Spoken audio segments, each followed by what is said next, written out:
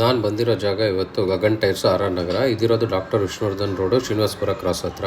ನಾನು ಬಂದ ತಕ್ಷಣ ಕಾರ್ನ ಒಳಗಡೆ ನಿಲ್ಲಿಸಿ ಜಾಕ್ ಹಾಕಿ ವೀಲೆಲ್ಲ ಬಿಚ್ಚೋಕೆ ಸ್ಟಾರ್ಟ್ ಮಾಡಿದ್ರು. ಆಮೇಲೆ ಸಣ್ಣ ಕಾಲೆಲ್ಲ ರಿಮೂವ್ ಮಾಡಿ ಅದನ್ನು ಬ್ಯಾಲೆನ್ಸಿಂಗ್ ಮಾಡೋಕ್ಕೆ ಸ್ಟಾರ್ಟ್ ಮಾಡಿದ್ರು. ಯಾಕಂದರೆ ನಾನು ವೀಲ್ ರೊಟೇಷನ್ ಮಾಡಿಸ್ತಾ ಇದ್ದೀನಿ, ಹಿಂದಿನ ಚಕ್ರ ಮುಂದಕ್ಕೆ ಮುಂದಿನ ಚಕ್ರ ಹಿಂದಕ್ಕೆ.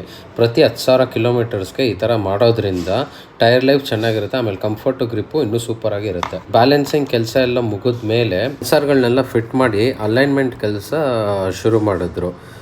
ಸಿಸ್ಟಮಲ್ಲಿ ಕಂಪ್ಲೇಂಟ್ಸ್ ಚೆಕ್ ಮಾಡೋಕ್ಕೆ ಅದಕ್ಕೆ ತಕ್ಕಂಗೆ ಅಡ್ಜಸ್ಟ್ಮೆಂಟ್ ಮಾಡಿ ಸಿಸ್ಟಮಲ್ಲಿ ಗಾಡಿನ ಮುಂದೆ ಹಿಂದೆ ಮಾಡ್ತಾರೆ. ಆಮೇಲೆ ವೀಲ್ ರೊಟೇಷನ್ ಮಾಡ್ತಾರೆ ಆ ಕಡೆ ಈ ಕಡೆ. ಆಮೇಲೆ ಚೆಕ್ ಮಾಡ್ತಾರೆ ಎಲ್ಲನೂ ಕರೆಕ್ಟಾಗಿ ಕೂತ್ಕೊಂಡಿದ್ಯಾ ಅಂತಂದ್ಬಿಟ್ಟು. ಕೂತ್ಕೊಂಡಾದ್ಮೇಲೆ ಮತ್ತೆ ಅದರದ್ದು ಸೆನ್ಸಾರಲ್ಲಿ ಎಲ್ಲ ಟ್ರ್ಯಾಕ್ ಮಾಡಿಕೊಂಡು ಡೇಟಾ ಕಲೆಕ್ಟ್ ಮಾಡುತ್ತೆ. ಕಲೆಕ್ಟ್ ಮಾಡಿ ಸಿಸ್ಟಮಲ್ಲಿ ಕಂಪ್ಲೇಂಟ್ಸ್ ಚೆಕ್ ಮಾಡಿ ಅದಕ್ಕೆ ತಕ್ಕಂಗೆ ಅಡ್ಜಸ್ಟ್ಮೆಂಟ್ ಮಾಡಿ ಎಲ್ಲ ಸ್ಟೇಟಸ್ಸು ಗ್ರೀನ್ ಬಂದ ಮೇಲೇ ಗಾಡಿನ ಚೆಕ್ ಮಾಡಿ ಆಮೇಲೆ ಒಂದು ರೌಂಡು ಟ್ರಯಲ್ ಹೋಗ್ತಾರೆ. ವೀಲ್ ಅಲೈನ್ಮೆಂಟ್ ಕೆಲಸ ಎಲ್ಲ ಮುಗಿಸಿ ನಾನು ಬಂದಿರೋ ಜಾಗ ಬಂದು ರಿವೈವಿಫೈ ಅಂತ ಇದಿರೋದು ನಾಗರಬಾವಿಲಿ.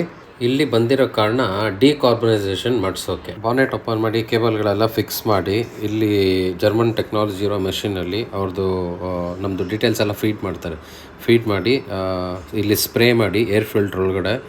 ಆಮೇಲೆ ಈ ಕೇಬಲ್ ಏನು ಹಾಕಿರ್ತಾರೆ ಅದಕ್ಕೆ ಬಟ್ಟೆ ಸುತ್ತಾರೆ. ಇದಾದಮೇಲೆ ಸಿಸ್ಟಮಲ್ಲಿ ನಮ್ಮ ಡೀಟೇಲ್ಸ್ ಎಲ್ಲ ಕಲೆಕ್ಟ್ ಮಾಡಿ ಬರ್ಕೊಂಡು ಅದೇ ಡೀಟೇಲ್ಸ್ನ ಸಿಸ್ಟಮಲ್ಲಿ ಆ್ಯಡ್ ಮಾಡಿ ನಮ್ಮ ಗಾಡಿ ಮಾಡಲ್ಸು, ಆಮೇಲೆ ಇದು ಮೇಕು, ಫ್ಯೂಯಲ್ ವೇರಿಯಂಟು ಎಲ್ಲ ಡೀಟೇಲ್ಸ್ ಆ್ಯಡ್ ಮಾಡಿ ಪ್ರೋಸೆಸ್ನ ಸ್ಟಾರ್ಟ್ ಮಾಡ್ತಾರೆ.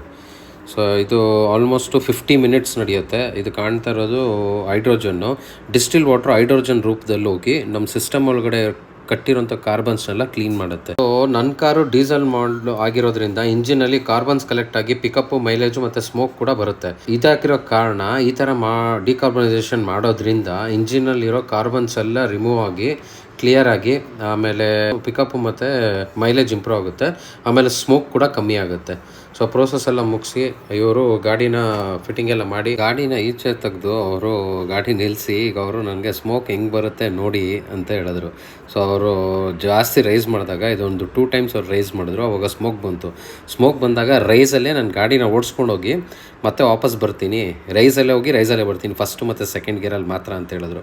ಅದೇ ಥರ ಅವ್ರು ಹೋಗಿ ಒಂದು ರೌಂಡು ಗಾಡಿ ಫಾಸ್ಟಾಗಿ ಹೋಗಿ ಮತ್ತೆ ಫಾಸ್ಟಾಗಿ ವಾಪಸ್ ಬಂದ್ಬಿಟ್ಟು ಆಮೇಲೆ ನನಗೆ ಗಾಡಿ ರನ್ ಮಾಡೋಕ್ಕೆ ಹೇಳಿದ್ರು. ಇವಾಗ ಅವರು ಸದ್ಯಕ್ಕೆ AC ಯೂಸ್ ಮಾಡಬಾರ್ದು, ಒಂದು ಹಾಫ್ ಆನ್ ಅವರ್ 20 ಕಿಲೋಮೀಟರ್ಸ್ ಅಂತ ಹೇಳಿದ್ದಾರೆ ಅಥವಾ 1 ಅವರ್.